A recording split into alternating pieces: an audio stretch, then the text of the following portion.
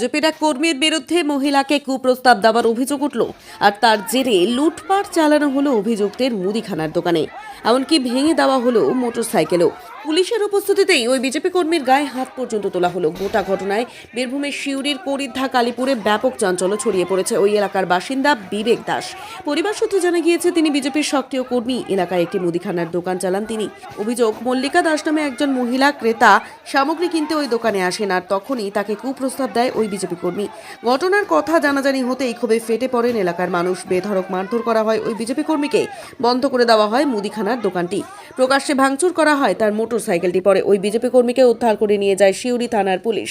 যদিও অভিযুক্তের মায়ের দাবি ছেলের কাছ থেকে 70,000 টাকা ধার নিয়েছিল এলাকার বাসিন্দা পচা নামে এক ব্যক্তি।